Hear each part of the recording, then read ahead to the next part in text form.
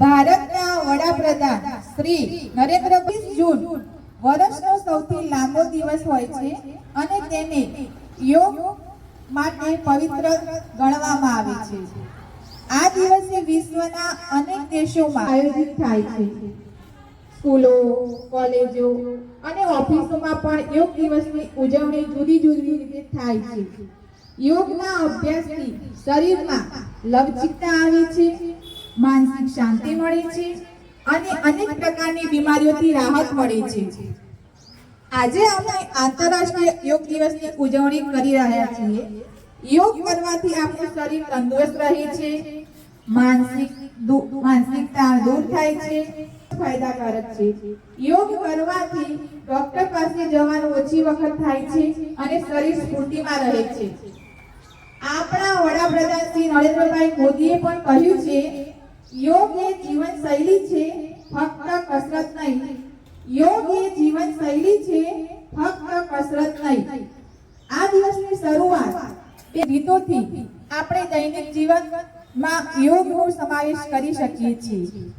તો આજે ચાલો નિર્મળ મન અને તંદુરસ્ત જીવન માટે યોગને જીવનશૈલી બનાવીએ. Thank you.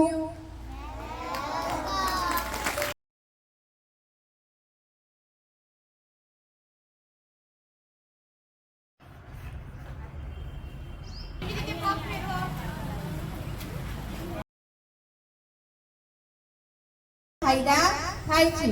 તો ચલો મેડમ કરાવે એ રીતે આપણે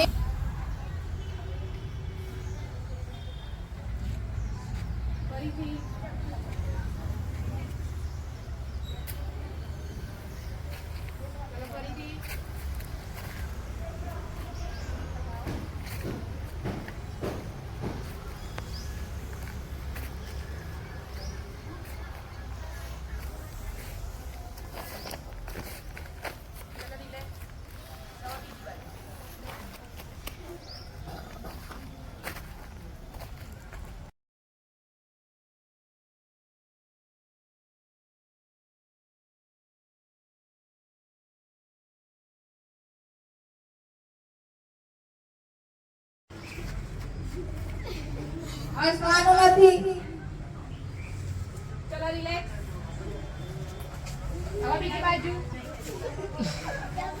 હવે આગળ. ચલો રિલેક્સ. હવે હાથને સીધા રાખવાના, હાથ હલવાના જોઈએ. ધીમે ધીમે નીચે આવો. અને ખુરશીમાં બેઠા હોય એ રીતે આવી જાઓ. અદ્રશ્ય ખુરશી પર બેસા હોય તેવો અનુભવ થાય છે. હાથ ઉપર. ખુરશીમાં બેસવાનું નથી, ખાલી એવો અનુભવ કરવાનો છે.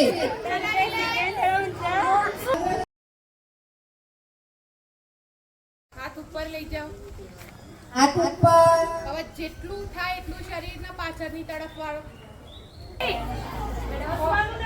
ચલો નીચે.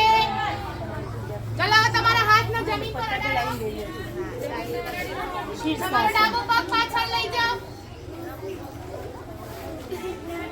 ડાબો પગ પાછળ લઈ જવાનો છે. પછી જમણો પગ લઈ જાઓ. અહીંયાથી પકડો, આમ કરીને આગળ.